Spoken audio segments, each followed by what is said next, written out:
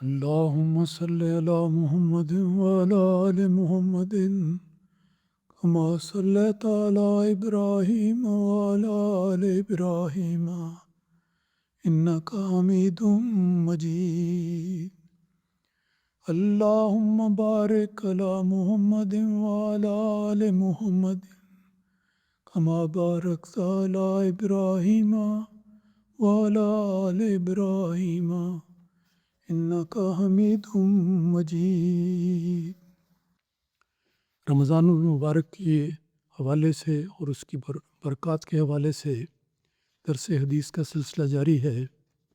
آج کے درس میں بھی پچھلے مضمون کے تسلسل میں میں نماز کے حوالے سے کچھ باتیں بیان کرنا چاہتا ہوں. یہ درجہ بدرجہ قدم بقدم آگے بڑھنے کی مثال ہے. اس حدیث میں جو رسول اکرم صلی اللہ علیہ وسلم کے حوالے سے بیان کی گئی ہے اور صحابہ اکرام نے ساری امت اور بڑے احسان کرتے ہوئے رسول پاک صلی اللہ علیہ وسلم کے مبارک ارشادات کو محفوظ کیا، ہم تک پہنچایا اور ہمیں یہ سعادت دی کہ ہم اگر غور کریں تو اس علم و معرفت کے خزانے سے بے انتہا فائدہ اٹھا سکتے ہیں. ہر چیز کی رہنمائی قرآن اور حدیث میں مل جاتی ہے. قرآن مجید میں اصول ہیں، بیانات ہیں، پھر نبی اکرم صلی اللہ علیہ وسلم کی حدیث میں آپ کا اسوہ اور نمونہ ہے اور آپ کی دی ہوئی تشریحات ہیں. تو یہ قرآن، حدیث اور سنت تین باتوں کو ملا کے ہمارے لیے ایک ایسا مجموعہ بن جاتا ہے ہدایت اور رہنمائی کا کہ ہم کسی منزل پر بھی اس بات پر پریشان نہیں ہوتے کہ ہمیں کیا کرنا ہے اور کیا نہیں کرنا. رمضان کے حوالے سے جو درس شروع کیا گیا ہے اس میں نماز کا ذکر شروع میں آیا ہے اور نماز سب سے مقدم ہے عبادات کے لحاظ سے، انسانی فعلوں کے لحاظ سے. تو اس میں وضو کا ذکر ہوا تھا گزشتہ درس حدیث میں. تو اس حوالے سے ایک دوسری روایت بھی بہت قابل توجہ ہے، بہت ہی قابل توجہ ہے. یہ حضرت ابو ہریرہ رضی اللہ تعالیٰ عنہ سے مروی ہے. حضرت ابو ہریرہ رضی اللہ تعالیٰ عنہ وہ صحابی ہیں جن کو اللہ تعالیٰ کے فضل سے یہ سعادت اور فخر حاصل ہے اور امتیاز حاصل ہے کہ انہوں نے سب صحابہ سے بڑھ کر رسول پاک صلی اللہ علیہ وسلم کے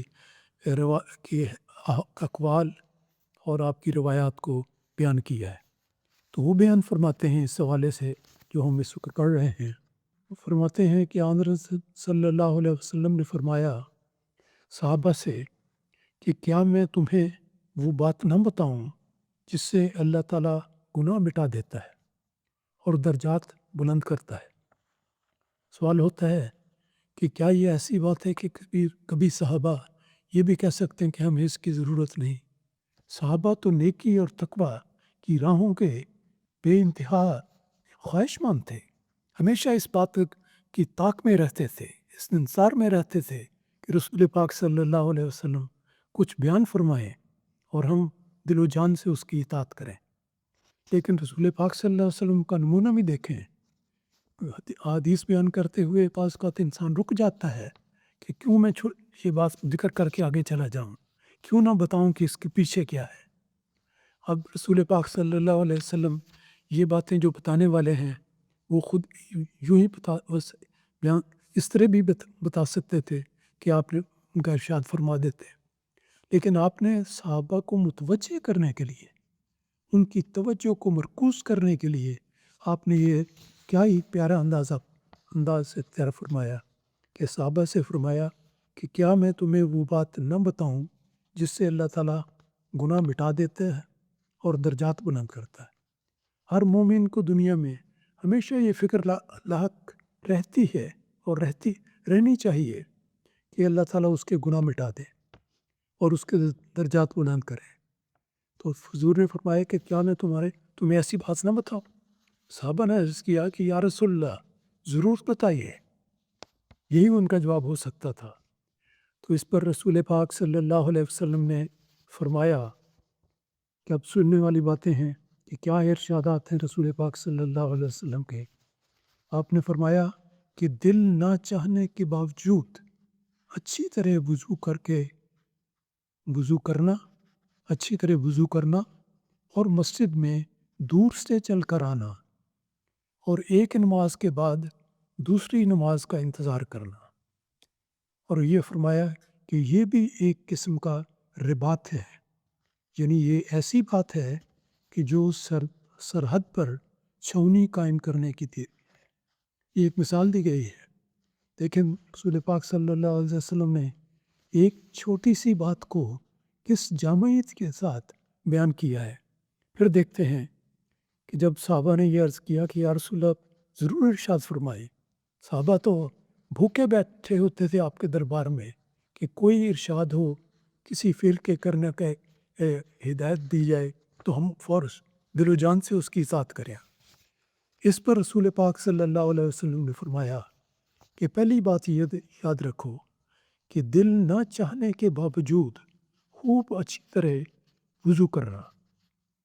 بسا اوقات خاص طور پر سردی کے موسم میں یا انسان کو جلدی ہو یا سخت گرمی ہو، کوئی بھی بات ہو، ایسے موقع آ جاتے ہیں جس میں انسان سمجھتا ہے کہ میں جلدی سے وضو کر لوں، بس جلدی سے ادھر ادھر ہاتھ پاؤں ہلائے اور بس جلدی سے رکھ کے. بعضوں کو یہ فکر ہوتی ہے کہ نماز نہ چھوٹ جائے، کہ نماز ہو رہی ہے جلدی سے جائیں. وہ سمجھتے نہیں کہ جب بنیاد قائم نہیں ہوگی، بنیاد اچھی طرح استوار نہیں کی جائے گی تو اس پر عمارت کیسے بنے گی. وضو کو مکمل طور پر کرنا، آہستگی سے کرنا اور ایسے طریق پر کرنا کہ کوئی اس کا رکن خالی نہ رہے یا ناکافی نہ رہے، یہ ضروری ہے. تو فرمایا آپ نے کہ دل نہ چاہنے کے باوجود اچھی طرح وضو کرنا. سردی کی مثال میں نے دی ہے. سردی میں عام طور پہ کہا جا سکتا ہے یا بسا اوقات آدمی ٹیپ کھولتا ہے، ٹھنڈا پانی آتا ہے. ٹھنڈا پانی دیکھ کے انسان کہتا ہے اوہ بہت ٹھنڈا ہے، ہاتھ بھی ٹھنڈے ہو گئے ہیں. پھر اس نے کلی بھی کرنی ہے، منہ بھی دھونا ہے، بازو بھی دھونے ہیں، پاؤں بھی دھونے ہیں. تو اس ٹھنڈے پانی سے یہ وضو کرنا یقیناً انسان کے لیے بہت بڑے ثواب کا موجب ہے، کیونکہ اس میں قربانی کا ایلیمنٹ بھی شامل ہو جاتا ہے. تو بہرحال رسول اکرم صلی اللہ علیہ وسلم نے فرمایا کہ یاد رکھو کوئی بھی وجہ ہو لیکن دل نہ چاہنے کے باوجود خوب اچھی طرح وضو کرنا یہ بہت بڑی کمال کی بات ہے اور انسان کے درجات کو بلند کرتی ہے. بڑی اہم بات ہے. تفصیل میں جانا چاہے انسان تو لمبی تفصیل کر سکتا ہے، لیکن سمجھنے والے کے لیے اشارہ ہی کافی ہوتا ہے. دوسری بات آپ نے یہ فرمائی اور وہ دیکھیں کہ پہلا ہے وضو کرنا، پھر مسجد میں دور سے چل کر آنا. مسجد میں چل کر آنا، پہلی بات اس میں یاد رکھنے والی ہے کہ نماز کی بہترین ادائیگی مسجد میں ہے، جو گھر پر نماز ادا کرنے کے ثواب سے بدرجہ زیادہ ہے. تو مسجد ہے، مسجد قریب ہو تب بھی، مسجد دور ہو تب بھی. بسا اوقات سنا جاتا ہے، یہ دیکھا جاتا ہے، یہ محسوس کیا جاتا ہے کہ جو دوست مسجد میں دور سے آتے ہیں وہ کبھی سوچتے ہیں کہ کتنا فاصلہ ہے. کچھ لوگ تو کاروں پر آ جاتے ہیں، کوئی سائیکل پہ آتے ہیں، کچھ پیدل آتے ہیں، کچھ ایسے بھی ہیں جو معذور بھی ہیں، لیکن وہ دور سے آتے ہیں اور آ کر مسجد میں نماز ادا کرتے ہیں. اس لحاظ سے اس وقت کے فرمایا ہوا یہ ارشاد ہمارے سامنے ہونا چاہیے کہ مسجد میں دور سے چل کر آنا یہ ایک ایسی بات ہے جس پر اللہ تعالیٰ ثواب اور اجر دیتا ہے. اور ایک دوسری حدیث میں آتا ہے کہ اس کے ایک ایک قدم کے بدلے اللہ تعالیٰ اس کے درجات بلند کرتا ہے. یعنی اندازہ کریں کہ ایک شخص اگر 100 قدم اٹھاتا ہے تو 100 نیکیاں اس کے نامہ اعمال میں لکھی جاتی ہیں. کتنے اللہ تعالیٰ کے احسانات ہیں. صرف انسان کو یہ چاہیے کہ جو بھی نیکی کا کام کرے دل ڈال کے کرے، پوری انہماک سے کرے اور پوری بشاشت سے کرے، اور اللہ تعالیٰ کی طرف سے اجر اور ثواب کی پوری امید رکھتا ہوئے پر بلکہ یقین رکھتے ہوئے کرنا چاہیے. تو اس ارشاد کا دیکھتے ہیں دوبارہ کہ آپ نے فرمایا کہ دل نہ چاہنے کے باوجود خوب اچھی طرح وضو کرنا اور مسجد میں دور سے چل کر آنا اور ایک نماز کے بعد دوسری نماز کا انتظار کرنا. یہ ایک تیسری بات بتائی کہ ایک نماز کے بعد دوسری نماز کا انتظار کرنا. یہ مراد نہیں ہے کہ ایک نماز کے بعد لازمی طور پر انسان مسجد میں بیٹھ جائے. بسا اوقات دیکھا جاتا ہے بعض دوست ایک نماز پڑھ کے مسجد میں ٹھہر جاتے ہیں، ذکر الہی کرتے ہیں، تلاوت کرتے ہیں، دعائیں کرتے ہیں، نوافل پڑھتے ہیں. یہ بھی ایک طریقہ ہے. لیکن اگر انسان کسی دنیاوی ضرورت کے پیش نظر اس کو گھر جانا پڑتا ہے، دفتر جانا پڑتا ہے، جو کسی کام کے لیے نکلنا پڑتا ہے تو نکلتا ہے، لیکن اس کے دل میں یہ تمنا ہوتی ہے کہ کب میں اس کام سے فارغ ہوں اور کب دوسری دفعہ مسجد میں جاؤں. تو یہ اس میں ہے کہ ایک نماز کے بعد دوسری نماز کا انتظار کرنا. فرمایا کہ یہ بھی ایک قسم کا رباط ہے. رباط عربی لفظ ہے جس کے معنی ہے کہ سرحد پر چھاؤنی قائم کرنا، ایک حفاظتی حصار تعمیر کرنا، اس کو رباط کہتے ہیں. تو گویا اس دوران ایک نماز کے اور دوسری نماز کے درمیان انسان سے غلطیاں، خطائیں سرزد ہو سکتی ہیں. تو ان باتوں سے محفوظ رہنے کے لیے ذریعہ یہ ہے کہ ایک نماز کا تسلسل انسان دوسری نماز سے جوڑ دے، دوسری کا تیسری سے جوڑ دے، اور تیسری کا چوتھی سے، اور چوتھی کا پانچویں سے. تو اس طرح انسان کا سارا دن محفوظ ہو جائے گا. تو برائیوں سے محفوظ ہونے کے لیے اور اس کی بجائے اللہ تعالیٰ کے رحم و کرم کو حاصل کرنے اور جذب کرنے کے لیے نماز ایک ایسا ذریعہ ہے جو اللہ تعالیٰ نے ہر مسلمان کو عطا کیا ہے. اور ہمیں کوشش کرنی چاہیے کہ اللہ تعالیٰ ہمیں یہ توفیق دے کہ نماز کے ذریعے اور اس کی صحیح ادائیگی کے ذریعے ہم اللہ تعالیٰ کے قرب کو زیادہ سے زیادہ حاصل کرنے والے ہوں.